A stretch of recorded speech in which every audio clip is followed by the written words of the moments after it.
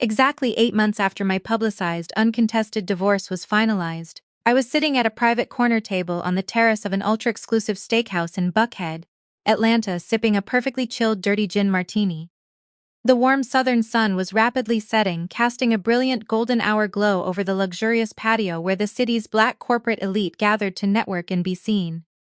I was quietly reviewing the final redline contracts for a crisis management deal for my boutique consulting firm, minding my own lucrative business when a tall, imposing shadow fell deliberately across my white linen tablecloth. I looked up from my tablet and there stood my ex-husband, Terrence. He slammed his heavy, manicured hand down onto the table, loudly rattling the expensive crystal water glasses and leaning in with a smug, deeply arrogant smirk that made my stomach violently churn. He looked me dead in the eye, fully aware that the surrounding tables were watching our interaction, and delivered his rehearsed, poisonous speech. "Leaving you was absolutely the best executive decision I have ever made in my entire life," Terrence said, his deep voice dripping with unearned superiority. "A broken, useless woman who cannot naturally produce children has absolutely no place in my family. I am so blessed and lucky to have a healthy, beautiful newborn son with your former best friend." I did not flinch, I did not drop my steady gaze, I did not shed a single pathetic tear. I simply picked up my crystal glass, took another slow, deliberate sip of my martini, smiled in cold, surgically calculated smile and replied, "Is that right? Well, congratulations on the blessing, Terrence. My name is Jada and I am 32 years old. If you have ever had to sit perfectly quietly and maintain your absolute, unbreakable composure while an arrogant fool enthusiastically digs their own corporate and social grave, let me know exactly what city you are watching from in the comments below. Hit that like button and subscribe right now, because you are going to want to hear exactly how a custom-engraved silver baby rattle destroyed a multi-million-dollar male ego and brought a fake, fabricated dynasty to its absolute knees in front of the entire city. Terrence did not immediately walk away after delivering his cruel, rehearsed little speech. Instead, he lingered aggressively, hovering over my private table like a toxic, suffocating storm cloud, desperately craving a dramatic reaction. I could visibly see the exact microsecond his fragile confidence flickered, specifically because I was not giving him the hysterical tears or the public outrage he so desperately craved. He wanted a scene, he wanted the stereotypical angry, broken ex-wife narrative he could point to and use as total justification for his horrible betrayal. But I was a senior corporate crisis management consultant. I made a successful 8-figure living strictly controlling volatile public narratives, and I was absolutely not about to let a weak man write mine. I placed my martini glass down with deliberate, agonizing slowness, the sharp clink of the heavy crystal echoing just enough to draw the immediate, undivided attention of the surround tables. The upscale Buckhead dining scene is a small, interconnected world, especially among our specific circles of corporate executives. The wealthy women sitting at the next table over wives of prominent cosmetic surgeons and high-ranking local politicians completely stopped their hushed conversations. Their expensive designer handbags sat neglected on empty velvet chairs and their eyes were firmly, eagerly fixed directly on us. Terrence immediately noticed the captivated audience and his chest puffed out significantly further. He was the CEO of a lucrative luxury automotive import firm on the absolute rise, a man who desperately wore his fragile, toxic masculinity like a heavy iron sheath. He thrived exclusively on constant public validation, and right now he was trying to purchase that validation entirely at my expense. He deliberately adjusted the silk lapels of his custom-tailored Tom Ford suit and raised his deep voice just a fraction of an octave, ensuring the nearby wealthy patrons could hear every single venomous word. "You know, Jada," he continued, his voice absolutely dripping with heavy condescension, "it is actually deeply sad seeing you sitting here all alone working on a Friday night, desperately trying to look like you have your life together. You can wear all the expensive designer clothes you want, and you can close all the corporate business deals in the city, but at the end of the day you failed at your most basic, fundamental biological duty as a woman. You could not give me a proper heir, you could not give the Carter family a lasting legacy." Sasha, on the other hand, she fundamentally understood exactly what a real powerful man needs. Hearing my former best friend's name in his arrogant mouth did not sting the way he so desperately hoped it would. It just confirmed exactly what a pathetic, predictable cliché they both truly were. Sasha was the woman I had personally fed, clothed and housed when she was facing total, devastating financial bankruptcy. And Terrence was the exact man whose deepest, darkest, most humiliating medical secrets I had protected with my own pristine public reputation for 3 agonizing years. But sitting there calmly on that beautiful patio, listening to him publicly parade his supposed virility, I felt absolutely nothing but a profound, unshakable sense of cold calm. It was the specific kind of absolute calm that only comes when you are holding an unbeatable, flawless winning hand and simply waiting for the exact right moment to play your lethal cards. I gracefully crossed my legs, resting my chin on my manicured hand, and studied him closely like he was a fascinatingly flawed psychological case study. "Is that right, Terrence?" I asked, my voice smooth, level, and utterly devoid of the chaotic emotion he desperately wanted to extract. "You feel like a real powerful man right now." He sneered aggressively, placing both of his heavy hands flat on my table and leaning his handsome face uncomfortably closer to mine. "I do not just feel like it, Jada, I explicitly proved it to the entire world. I have a son. A beautiful, perfectly healthy baby boy who proudly carries my prestigious last name, something you were physically incapable of ever giving me. Everyone warned me about you before we got married. My mother explicitly told me you were empty and broken inside, and she was absolutely right. I am building a massive generational dynasty with Sasha, while you are just sitting here building a corporate resume." The sheer breathtaking audacity of his cruel words hung heavily in the warm evening air. A thick, suffocating silence instantly fell over the entire luxury patio. The professional waiter, who had been rapidly approaching our table with a heavy silver tray of expensive appetizers, abruptly turned around on his heel, wisely deciding not to interrupt the impending, explosive confrontation. I could literally feel the collective breath of the entire restaurant being held in tense anticipation. They were all waiting for me to violently throw my dirty martini directly into his smug face. They were waiting for me to scream, cry, and cause a massive, humiliating public spectacle. But they did not know the absolute truth. They did not know about the locked, secure medical files currently resting inside my fireproof office safe. They did not know that Terrence Carter, the arrogant man currently boasting loudly about his powerful dynasty and his undeniable virility to anyone who would listen, actually possessed a certified, scientifically confirmed biological sperm count of absolute 0. I willingly let him have his shining moment. I let him bask fully in the warm, blinding illusion of his great masculine triumph.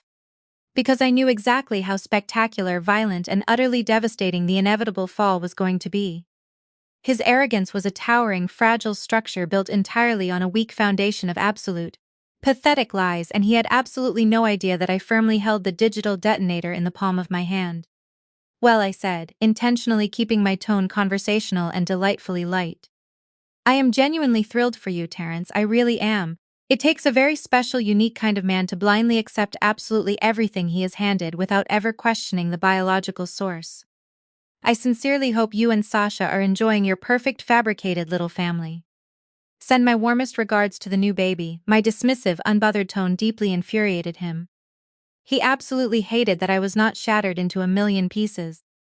He hated that I was sitting comfortably at one of the most expensive, exclusive restaurants in the entire city, looking absolutely radiant, wildly successful, and entirely unbothered, while he had to drag his messy new life over to my private table just to feel relevant and powerful. His strong jaw tightened violently and a thick vein throbbed visibly near his temple. He pointed a heavy finger directly at my face, his voice dropping to a harsh, venomous whisper meant only for me. "You are going to die alone, Jada. No successful man wants a broken, empty vessel. Enjoy your overpriced drinks in your massive, empty house." With that final venomous strike, Terrence spun around sharply on his expensive heel and marched out of the restaurant, his leather shoes clicking sharply against the polished stone floor. He strutted proudly past the hostess stand with the arrogant swagger of a conquering victor, leaving a wake of hushed whispers behind him. The wealthy women at the neighboring tables immediately exchanged wide-eyed glances, subtly leaning in to gossip about the dramatic, explosive encounter they had just witnessed. I knew perfectly well that the toxic rumors would spread rapidly through the elite Atlanta corporate social scene before my dirty martini even got warm. Terrence dumps barren, broken wife for her best friend. Terrence officially secures the wealthy Carter family heir. Jada left totally humiliated and alone in public. Let them talk, let the vicious rumors fly. Let him paint himself as the conquering virile hero and me as the tragic broken casualty of his great ambition. Because every single word he spoke, every single lie he paraded in front of this elite corporate crowd, was just another heavy steel nail hammered into his own professional coffin. He genuinely thought he had outsmarted me. He thought he had decisively won the divorce, won the social war, and secured his legacy. He was so consumed by his own ego and his desperate, pathetic need to prove his fragile manhood to his overbearing, domineering mother that he never bothered to stop and look at the actual biological math. I calmly picked up my silver olive cocktail pick, taking a slow, deliberate bite and fully savoring the salty tang. My secure encrypted phone buzzed quietly inside my designer clutch. It was a heavily encrypted email from Leon, my discreet, extremely expensive private investigator. The email contained the absolute final piece of the complex puzzle I desperately needed. It was a series of high-resolution, time-stamped surveillance photographs clearly showing Sasha secretly visiting the high-security federal penitentiary exactly 9 months before her miraculous, celebrated pregnancy. I smiled, a genuine warm smile that finally reached my cold eyes. The waiter, sensing the immediate danger had passed, stepped up cautiously to my table and politely asked if I needed anything else from the kitchen. "Just the check, please," I told him politely, sliding my black corporate card onto the tray. "And please send another round of drinks to the lovely ladies at the next table over. We are celebrating a victory tonight." He looked confused but nodded quickly, walking away to process the heavy bill. I looked out over the glittering, sprawling lights of the Buckhead skyline, feeling a surge of immense, untouchable power. Terrence had just willingly handed me the exact devastating weapon I needed to destroy him completely. He wanted to make this a public spectacle. He wanted to use my alleged infertility to elevate his own fragile status. He wanted to bring our private lives directly into the harsh spotlight for everyone in the city to judge. I was more than happy to oblige his foolish request. If he desperately wanted a public show, I was going to give him an orchestrated, devastating blockbuster. I gathered my legal documents, slipping my sleek leather bag over my shoulder. The entire game had officially shifted. He had eagerly made his opening move, relying on brute, clumsy force and cruel, petty words.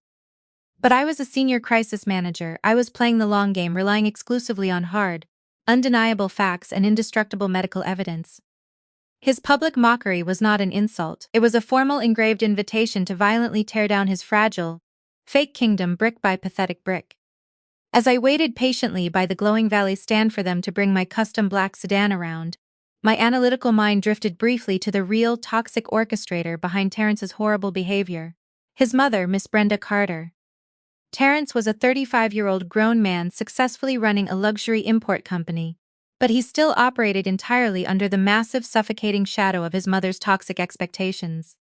She was the undisputed matriarch of the wealthy Carter family, a manipulative woman who ruthlessly ruled her household and her elite church congregation with a heavy iron fist and a razor-sharp, vicious tongue. For 3 agonizing years, I had dutifully sat at her expensive mahogany dining table, quietly enduring her constant backhanded compliments, her passive-aggressive prayer requests, and her outright vicious insults about my supposed inability to provide her with a grandson. I had swallowed my pride, smiled politely, and kept my mouth entirely shut, all specifically to protect Terrence's fragile, pathetic ego. I vividly remembered the countless late nights he had broken down and cried violently in my arms after secretly visiting the top-tier fertility specialist, devastated by the crushing medical news that his bloodline officially ended with him. I had held him, comforted his shattered ego, and explicitly promised that our humiliating medical secret was safe. I willingly sacrificed my own high standing in the Carter family to shield his fragile masculinity, and this aggressive public humiliation was his ultimate repayment. He eagerly took the ultimate sacrifice I made out of pure love and viciously twisted it into a heavy weapon to destroy my reputation in public. The young valet quickly pulled up in my sleek black sedan, politely interrupting my dark thoughts. I handed him a crisp $50 bill and slid smoothly into the luxurious, cool leather interior. The rich scent of my expensive signature perfume filled the quiet cabin, grounding me perfectly in the present reality. I was absolutely no longer the beautiful, submissive wife quietly absorbing the heavy blows for an ungrateful, cheating husband. I was a free, wildly successful woman with a thriving corporate firm, a razor-sharp analytical mind, and a devastating arsenal of absolute truth. I smoothly connected my encrypted phone to the car's Bluetooth system and immediately dialed my executive assistant. The steady ringing echoed clearly through the premium speakers as I merged seamlessly onto the busy highway. She answered on the second ring, her voice crisp and professional. "Yes, Jada, what exactly do you need?" I kept my dark eyes firmly on the road, the bright city lights blurring rapidly past me in a beautiful stream of gold and crimson. I need you to officially RSVP to a very important event for me, I said, my voice smooth and dangerously calm. Terrence and Sasha sent in tacky gold invitation to the office for their baby sip and see celebration next month. Tell them I will absolutely proudly be in attendance. And I need you to arrange for a very special customized gift delivery.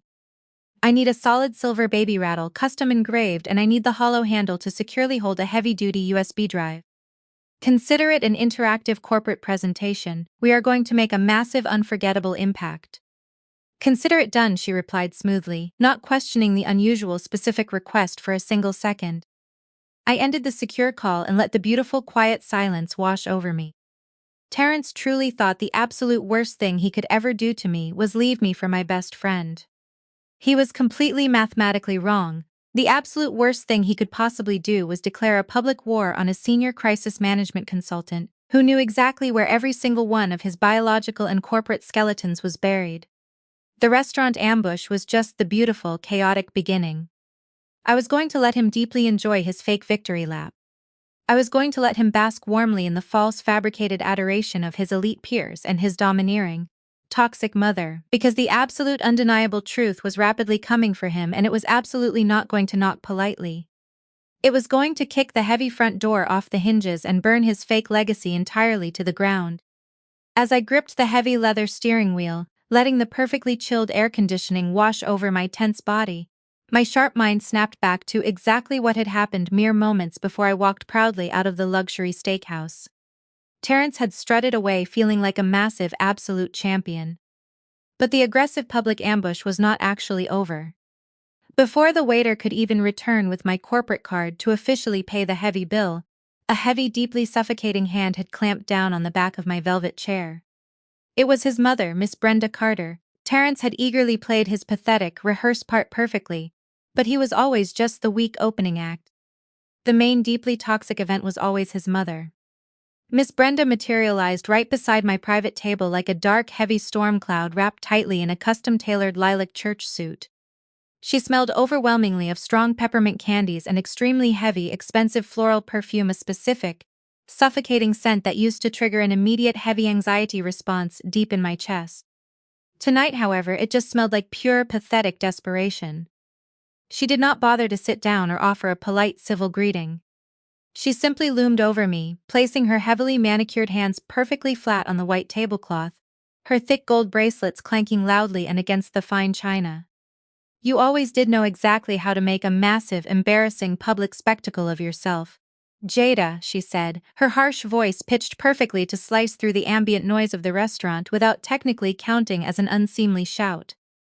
I just watched my successful son walk rapidly away from this table, looking like a relieved man who just barely escaped a massive, burning building, and looking directly at you sitting here so cold and horribly unbothered. I can clearly see exactly why he ran for his life.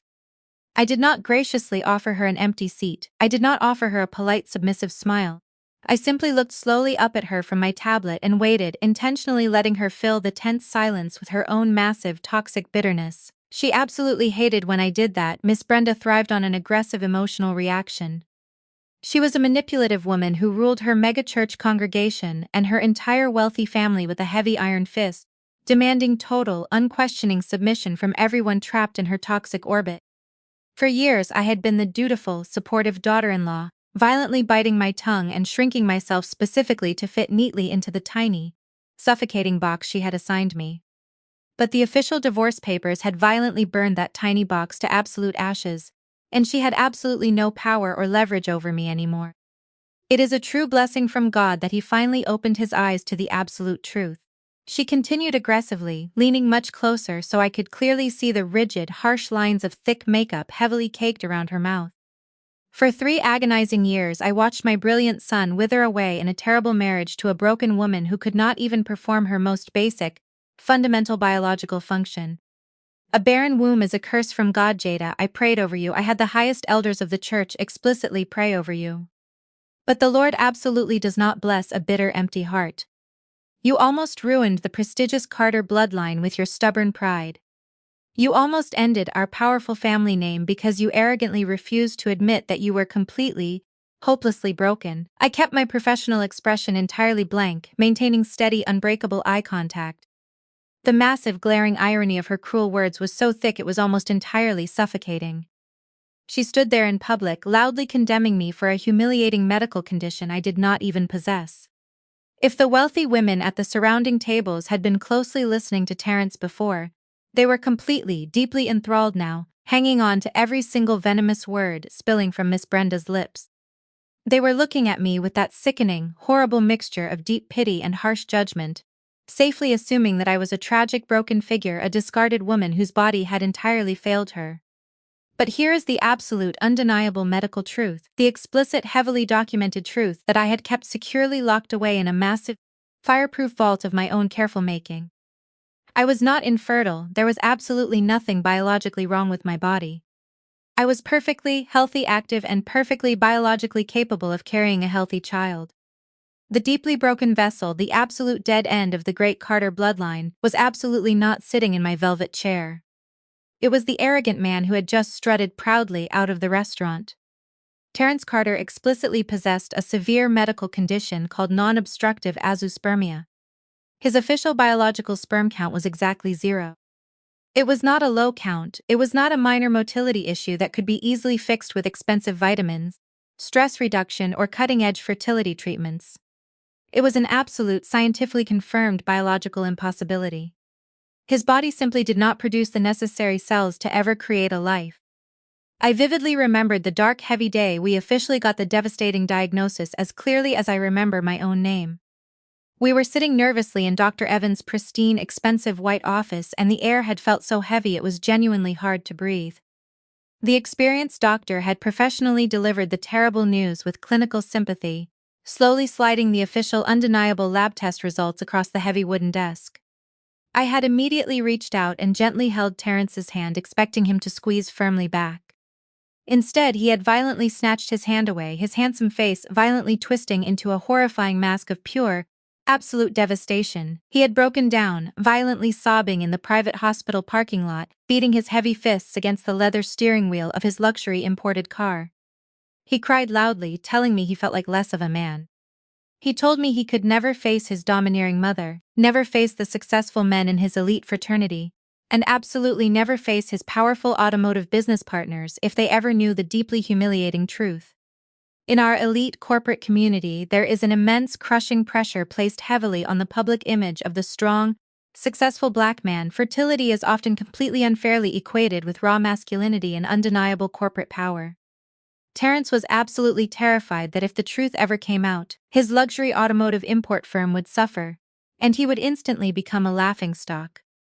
His massive, deeply fragile ego simply could not handle the crushing, undeniable reality of his own failed biology. So I made a massive, life-altering choice. I made the ultimate selfless sacrifice out of deep love for an insecure man who would eventually betray me. I told him we would keep it a secret. I explicitly told him we would tell his overbearing family that the terrible medical issue was entirely with me. I willingly stepped directly into the line of fire specifically to protect his fragile pride. I intentionally allowed myself to become the broken villain in Miss Brenda's deeply toxic narrative.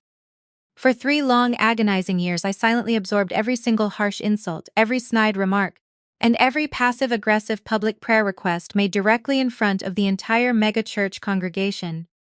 I sat quietly at family dinners while his cruel sister loudly made inappropriate jokes about my empty, pathetic nursery. I eagerly took all the heavy blame, the shame, and the public humiliation, all entirely to preserve the fake, curated image of a weak man who was utterly incapable of ever protecting me in return. And exactly how did he ultimately repay that massive selfless act of true devotion? He repaid me by sleeping with my best friend. He repaid me by eagerly using my deeply fabricated infertility as the primary legal and social justification to entirely abandon our marriage. When Sasha suddenly showed up pregnant, claiming the child was undeniably his, Terence was so deeply, pathetically desperate to finally believe he was a real, powerful man that he ignored science, biology, and his own certified medical record. He eagerly embraced the massive fabricated lie specifically because the lie made him finally look undeniably powerful. He ruthlessly sacrificed me on the bloody altar of his own vanity without a single second of hesitation. Miss Brenda was still talking aggressively, her harsh voice violently pulling me back to the stark reality of the restaurant patio. "The Lord works in mysterious ways, Jada," she declared loudly, proudly adjusting her expensive silk scarf with a self-righteous sniff. "He explicitly removed you from our blessed path and miraculously brought us Sasha. A real traditional woman who truly knows how to honor a powerful man. A beautiful woman who finally gave me my perfect grandson. The powerful Carter legacy is secure now. You are absolutely nothing but a minor, deeply unfortunate roadblock in our long family history. A terrible mistake we have finally permanently corrected." I calmly reached out and picked up my crystal water glass, taking a slow, deliberate sip. I wanted her to deeply feel the crushing absolute weight of my complete silence. I wanted her to clearly notice that her cruel words, which used to easily bring me to heavy tears, were now bouncing off me like light rain on a thick titanium roof. "You seem confident in that great legacy, Miss Brenda," I finally said, my voice calm, smooth and chillingly even. "I sincerely hope it brings you absolutely all the joy you deeply deserve." She narrowed her heavily lined eyes, clearly deeply unsettled by my total lack of emotion. She was eagerly waiting for me to violently crack, to desperately beg for her understanding, or to lash out in public anger. When I did absolutely neither, she reached into her heavy designer handbag and pulled out a thick, expensive envelope made of heavy cream cardstock with deep gold foil edges. She tossed it onto the table, where it landed right next to my empty martini glass with a soft, heavy thud. "Sasha explicitly wanted you to carefully have this," Miss Brenda said, her tone dripping heavily with fake, false sweetness. "It is an exclusive invitation to the baby celebration, the publicized sip and see party for my beautiful grandson. She has such an forgiving sweet heart, that wonderful girl. She actually feels deeply sorry for you. She explicitly thought it might finally give you some much-needed closure to clearly see exactly what a real, blessed family looks like. Of course, we understand if it is far too painful for you to actually attend." I looked slowly down at the expensive, tacky envelope. The thick gold lettering gleamed brightly in the dim, romantic light of the restaurant. I did not touch it, I just explicitly stared at it, letting a small, genuinely cold smile touch the deep corners of my mouth. A sip and see, they were actually going to explicitly parade this monumental lie directly in front of the entire elite corporate society of Atlanta. They were going to throw a massive, extravagant, expensive party specifically to celebrate a child that biologically could not possibly belong to the arrogant man claiming him. It was a level of pure, unadulterated audacity that I found almost breathtaking. "You should definitely come," Miss Brenda added aggressively, explicitly leaning down so her harsh face was mere inches from mine. "But try not to bring your deeply bad toxic energy. This is a massive, joyful celebration of new life, something you clearly know absolutely nothing about. Do not cast your dark, barren shadow over my perfect grandson's special day. We are moving forward, Jada. It is absolutely time you accept that you have been permanently left behind." She gave me one final, harsh look of utter contempt before turning sharply around and marching triumphantly out of the restaurant. Her head held high, I watched her go, feeling a massive, undeniable sense of pure anticipation settling heavily over me. She had literally just hand-delivered the ultimate corporate battleground. She truly thought she was eagerly inviting a deeply broken, discarded woman to quietly witness her ultimate, crushing defeat. She had absolutely no idea she was formally inviting the skilled corporate executioner directly to the gallows. I finally reached out and calmly picked up the heavy gold-foiled envelope.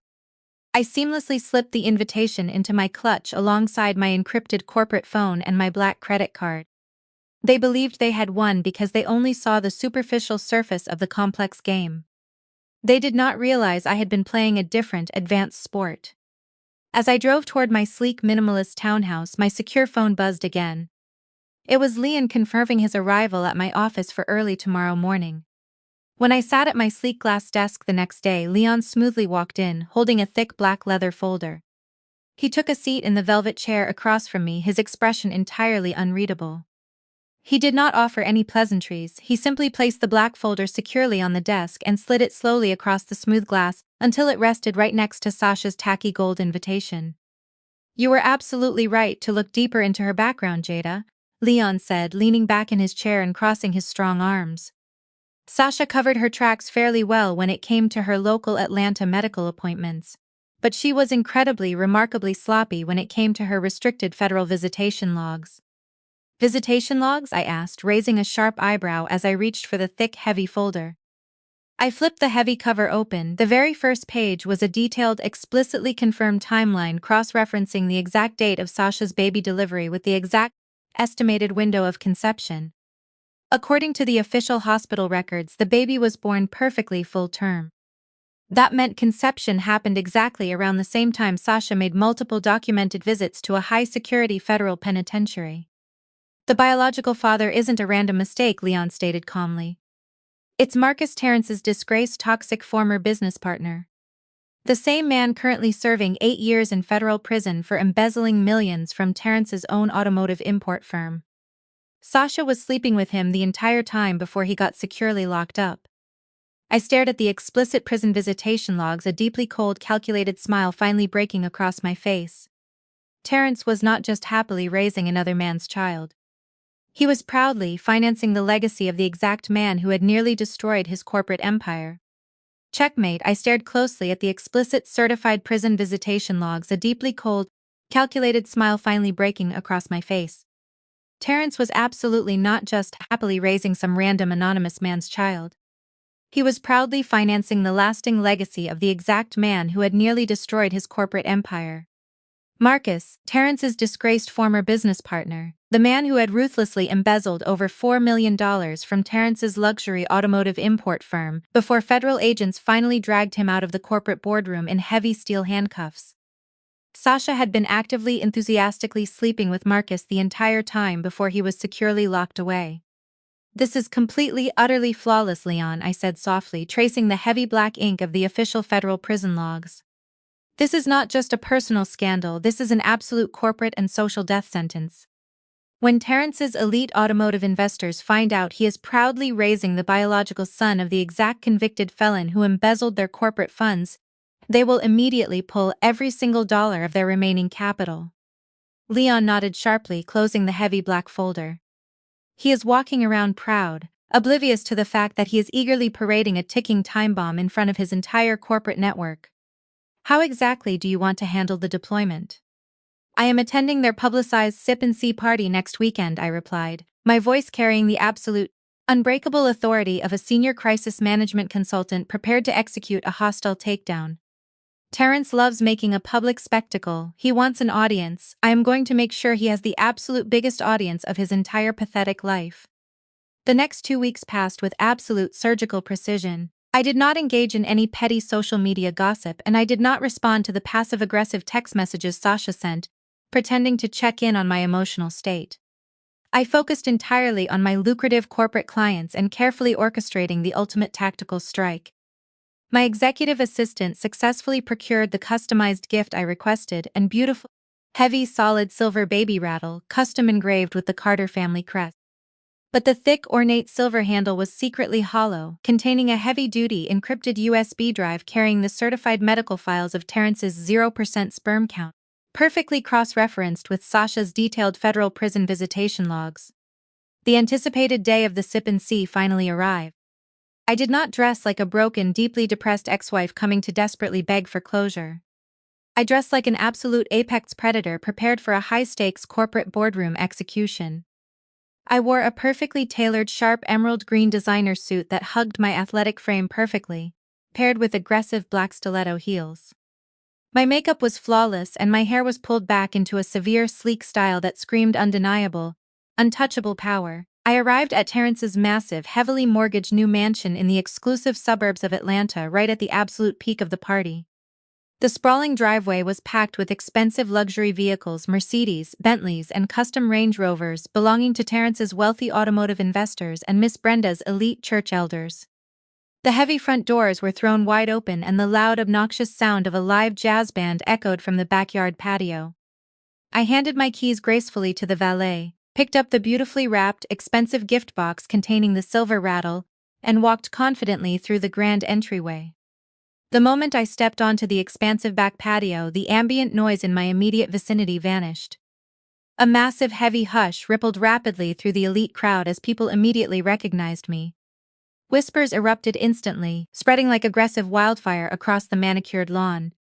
I ignored them, keeping my posture entirely rigid and my dark eyes locked firmly on my target. Terrence and Sasha were holding court at the absolute center of the patio, standing directly in front of a gigantic, high-definition digital projector screen that was currently scrolling through an endless, obnoxious slideshow of perfect curated newborn baby. Terrence was wearing an expensive light blue tailored suit, holding a crystal glass of expensive bourbon, puffing out his chest as he loudly accepted congratulations from his most prominent corporate investors. Sasha stood directly beside him, wearing a tight, inappropriate white lace dress, holding the baby and soaking up the desperate, entirely unearned attention. Miss Brenda hovered proudly right behind them, guarding the fake Carter heir like a deeply toxic dragon. I walked unbothered straight through the parting crowd, the sharp click of my stilettos echoing against the expensive stone patio. Terrence noticed me approaching, and for a fraction of a second, genuine deep panic flashed violently across his handsome face. But his ego quickly overrode his accurate survival instinct. He mistakenly assumed I had actually shown up to publicly surrender, to properly bow down before his great, fertile dynasty. Terrence said loudly, his deep voice carrying over the jazz music, ensuring absolutely everyone nearby stopped to watch the confrontation. I am honestly very surprised you actually showed up. I thought you would be far too deeply embarrassed to show your face here today. Sasha stepped slightly forward, clutching the baby tighter, putting on her absolute best performance of fake, deeply condescending sympathy. Jada, I am so glad you found the emotional strength to come, she cooed loudly, her voice dripping with toxic sweetness. I know how hard it must be for you to clearly see the beautiful family you could never physically give Terrence. But we deeply want you to find closure. I stopped exactly 3 feet away from them. I did not look at the baby, I looked directly into Sasha's manipulative eyes, stripping away her fake, delicate facade with my cold analytical stare. I am not here for emotional closure, Sasha. I am here as a professional courtesy. I brought a very specific gift for the new heir. I held out the beautifully wrapped designer box. Terrence smirked aggressively, confident that he had dominated the entire social exchange. He reached out and took the box, eagerly tearing the expensive wrapping paper away to reveal the heavy, custom-engraved silver baby rattle. He held it up loudly for the nearby corporate investors to see, loudly mocking my traditional choice. A silver rattle? Terrence laughed loudly, the sound harsh and deeply cruel. Is that the absolute best your failing little PR firm could afford, Jada? My son already has everything he could ever possibly need. I'm absolutely certain he does, I replied smoothly, my voice devoid of any emotion. But that isn't special customized rattle, Terrence. It contains a massive undeniable truth about your great family legacy. The handle twists off. I suggest you plug the USB drive inside directly into that projector you are so proudly using. Terrence froze, his loud laughter dying instantly in his throat. He looked closely at the heavy silver rattle, suddenly noticing the unusual seam running directly down the thick handle. Miss Brenda stepped forward, her harsh face instantly twisting into an ugly defensive scowl. What exactly are you trying to do, Jada? Miss Brenda demanded loudly, her voice piercing the tense, heavy silence of the patio. Are you trying to ruin my beautiful grandson's special day with some pathetic, jealous little corporate stunt? There is absolutely no stunt, Miss Brenda, I said calmly, maintaining unbreakable, freezing eye contact with her. Terrence desperately wanted an audience to loudly celebrate his undeniable virility. He wanted all of his elite automotive investors to see what a powerful, fertile man he truly is. I am simply providing the absolute, heavily documented facts to back up his massive publicized claims. Terrence gripped the heavy silver rattle so tightly his knuckles turned white.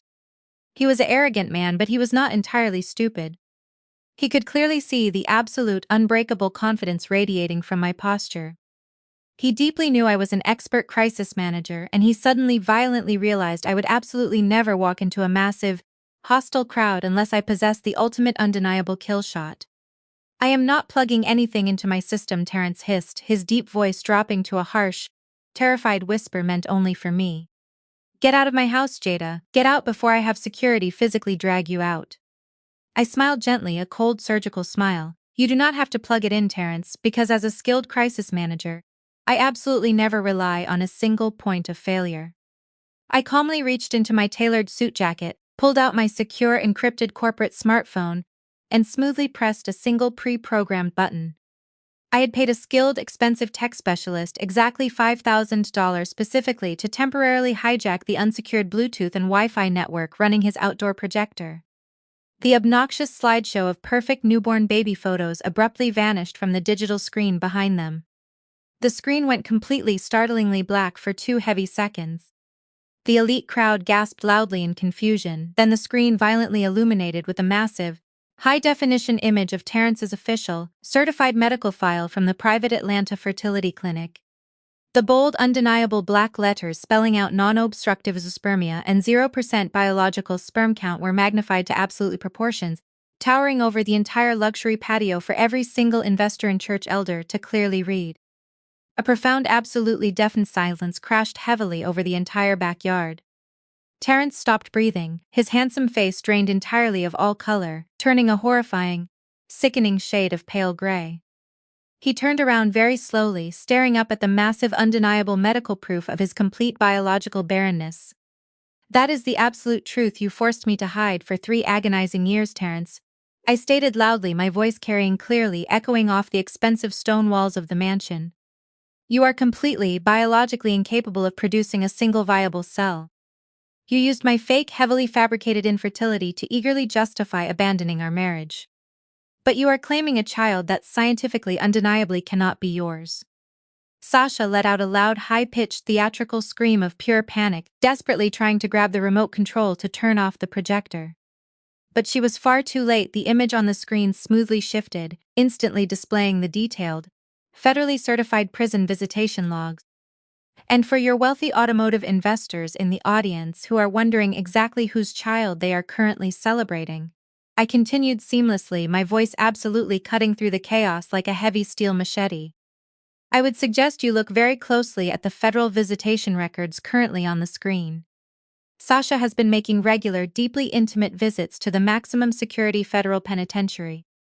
The biological father of the new Carter heir is Marcus, your disgraced former business partner, the exact man who embezzled millions of dollars from your corporate firm."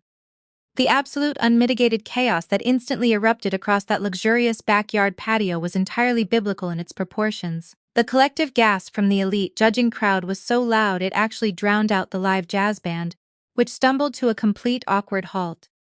The wealthy corporate investors from Terrence's luxury automotive firm, the exact men who had lost millions of dollars to Marcus's embezzlement scheme, stared up at the glowing digital screen with absolute unadulterated fury. They had been sipping expensive champagne, happily celebrating the birth of a child fathered by the exact man who had nearly destroyed their corporate portfolios.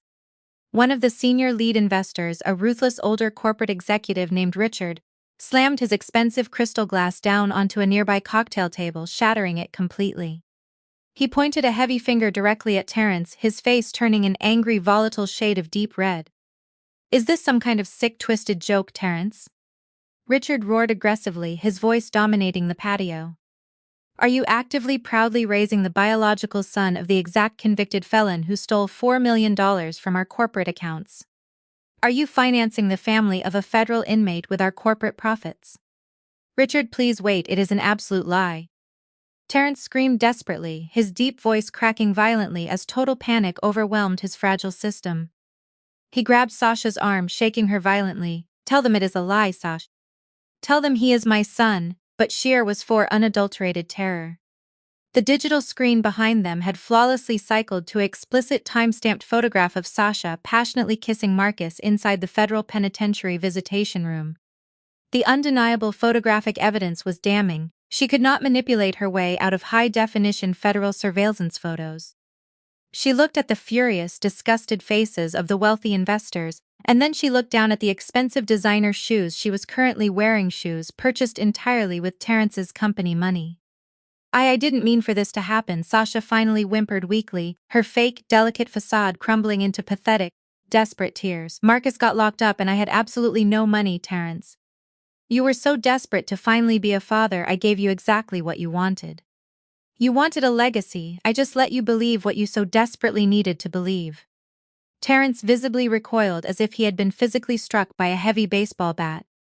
The massive, towering illusion of his absolute virility and undeniable corporate power was completely, violently shattered in front of the exact people he desperately needed to impress. He was not a powerful, fertile patriarch. He was a barren, thoroughly manipulated fool who had eagerly welcomed his greatest enemy's biological son directly into his home. Miss Brenda, the aggressive, domineering matriarch who had relentlessly tormented me for 3 agonizing years, let out a loud, dramatic, theatrical wail and collapsed into a nearby patio chair. She clutched her expensive silk chest, her flawless, heavy makeup running violently down her face. The elite elders of her megachurch congregation, the exact women she had gossiped with and judged me alongside, were currently staring down at her with absolute unadulterated disgust. Her pristine, curated, flawless social reputation in Atlanta was completely permanently obliterated in less than 60 seconds. I stood still in the very center of the absolute chaos, my perfectly tailored emerald green suit unwrinkled, my posture entirely rigid and my heart beating with a steady, powerful rhythm. I did not raise my voice a single octave, I did not shed a single pathetic tear, I simply watched the absolute destruction of their massive, toxic empire with the cold surgical precision of a senior crisis management consultant analyzing a successfully neutralized threat. "You did this to yourself, Terrence," I said softly, but my voice carried clearly over the shouting of the furious corporate investors. "You eagerly sacrificed a loyal, protective wife on the bloody altar of your massive, fragile vanity. You demanded a public show to celebrate your great legacy. Enjoy the audience." I turned around gracefully on my sharp stiletto heels and began walking calmly, deliberately back through the crowd. The furious investors parted for me, their anger entirely focused directly on the broken, humiliated man standing on the stage. I did not run, I did not look back. I walked proudly through the grand entryway of the mansion, handed my ticket to the absolutely stunned valet and smoothly slid into the cool, quiet interior of my sleek black sedan. The complete financial and social fallout over the next 30 days was an absolute masterclass in total corporate devastation. Terrence Carter did not receive a quiet, dignified exit from the corporate world. The wealthy automotive investors were absolutely livid that he had publicly associated their lucrative corporate brand with the biological family of a notorious convicted embezzler. They immediately called emergency board meetings and executed a massive, hostile takeover of the entire luxury import firm. They permanently stripped Terrence of his lucrative CEO title, froze all of his corporate assets, and initiated a rigorous, aggressive forensic audit of his remaining finances. Without his executive salary and his lucrative corporate bonuses, Terrence was unable to maintain the massive, expensive mortgage on his new suburban mansion.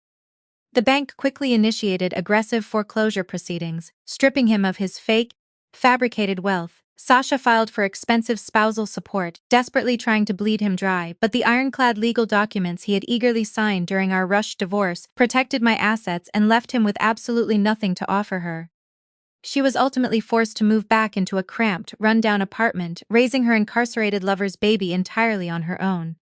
And Miss Brenda, the aggressive, toxic woman who had relentlessly demanded a dynasty and ostracized me from her family. She was entirely forced to officially step down from all of her elite church committees. The congregation refused to follow a disgraced, manipulative matriarch whose own massive, public lies had brought incredible shame to their pristine community. She was entirely reduced to sitting alone in her silent house, surrounded by the shattered ruins of the toxic empire she had so tried to build on my pain. I did not waste a single precious second of my busy, successful life gloating over their complete misery. I was far too busy scaling my crisis management firm, taking over the absolute highest echelons of the Atlanta corporate world entirely on my own precise terms. I turned the pain of their betrayal into absolute, undeniable corporate fuel, building an impenetrable, ethical, wildly successful legacy that dominated the national market. But the absolute, most satisfying piece of this entire masterfully orchestrated destruction actually arrived the very next morning, perfectly emphasizing exactly why I am the absolute best crisis management consultant in the entire city. I was sitting quietly at my sleek glass desk, calmly sipping an expensive cup of imported black coffee, when my secure corporate phone rang. It was not Terrence calling to beg for mercy, it was Richard, the furious senior lead investor from Terrence's former luxury automotive firm. The exact same man who had shattered his crystal glass on the patio less than 12 hours prior. "Jada," Richard said, his deep voice carrying a heavily shaken, deeply respectful tone that lacked the usual corporate arrogance. "I have just spent the entire night in emergency meetings with our legal team. Terrence is gone, we have officially stripped him of all corporate power. But we have a massive, terrifying public relations nightmare on our hands. The automotive press is already beginning to ask extremely dangerous questions about the embezzlement connection. We need a crisis manager, we need someone ruthless, absolutely precise and entirely unbreakable. I leaned back smoothly in my velvet chair, a genuine, deeply predatory smile slowly spreading across my face. Terrence had foolishly told me that without his elite network, my little firm would fail. Instead, his elite network had just witnessed my absolute, terrifying tactical brilliance, and they were now desperately, practically begging to hire me specifically to clean up the massive, catastrophic mess he had just created. I am expensive, Richard, I replied smoothly, my voice dripping with absolute, undeniable corporate power. And I demand complete, unquestioned executive control over the entire narrative. I will not protect Terrence's fragile ego, I will protect the investors, name your price. Richard responded instantly without a single second of hesitation. I successfully negotiated a massive, lucrative, 8-figure corporate retainer right there on the spot. I effectively got massively paid by his own former corporate partners to officially publicly finalize the total destruction of his fake, fabricated legacy, and as for my brilliant private investigator Leon, I doubled his retainer fee immediately. The way he had intercepted those restricted federal prison visitation logs was an absolute masterclass in corporate espionage. He had not just asked for a simple favor. He had broken through an encrypted, deeply complicated third-party contractor database specifically used for scheduling federal inmate visitations. He had cross-referenced the explicit security camera timestamps with the specific encrypted digital signatures Sasha used to authorize her federal background checks, leaving absolutely zero room for a single ounce of legal denial. That is exactly what happens when a weak, fragile man decides to arrogantly declare an aggressive war against an intelligent, intensely calculating woman who treats every single emotional betrayal as a sophisticated corporate hostile takeover. He genuinely thought he was breaking a fragile, submissive wife. He had absolutely no idea he was awakening a trained corporate executioner who demanded nothing less than total, absolute financial and social annihilation.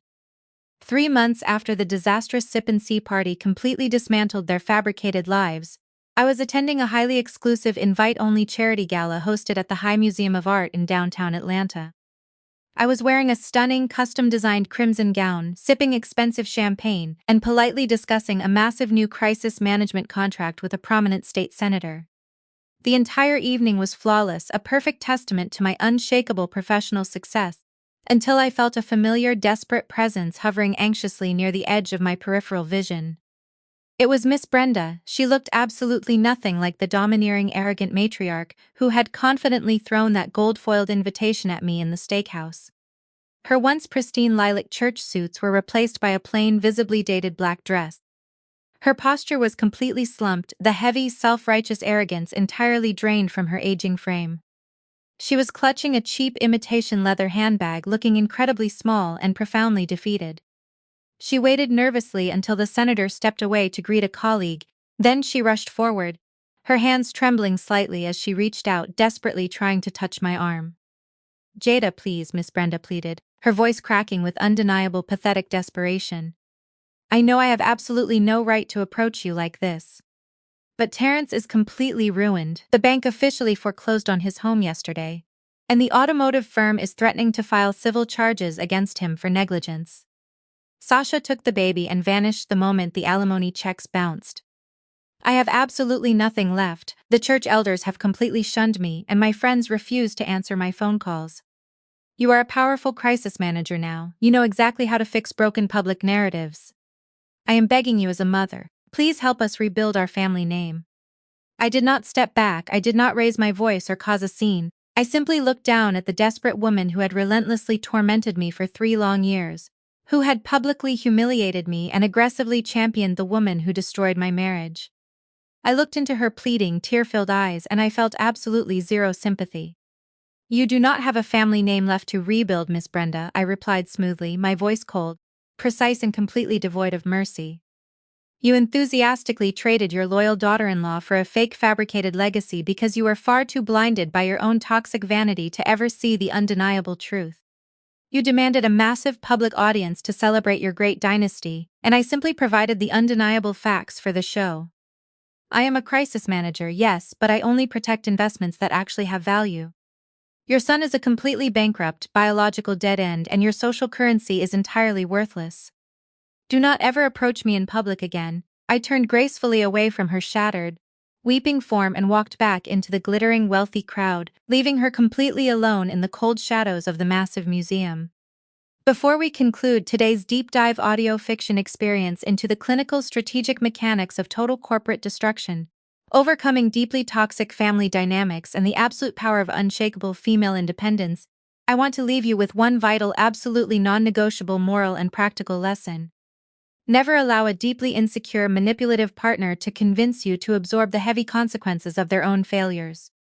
Your loyalty, your pristine reputation, and your incredible professional success are absolutely not a protective, communal shield meant to cover the deeply fragile egos of weak men or toxic families. When you encounter deeply entitled, narcissistic partners who foolishly mistake your quiet, strategic silence for weakness or total submission, do not waste your precious emotional energy shouting, screaming, or throwing loud theatrical tantrums in public. You quietly secure your undeniable proof, you organize your absolute facts, you perfectly set the public stage, and you mathematically, surgically obliterate their entire fake kingdom without shedding a single, pathetic tear. Be sure to hit that like button, share this specific video with someone who desperately needs to hear the absolute power of setting unbreakable boundaries, and subscribe to the channel right now for more thrilling, true audio fiction and forensic corporate thrillers. Until next time, keep your boundaries unbreakable, your corporate ledgers entirely pristine, and your peace absolutely protected.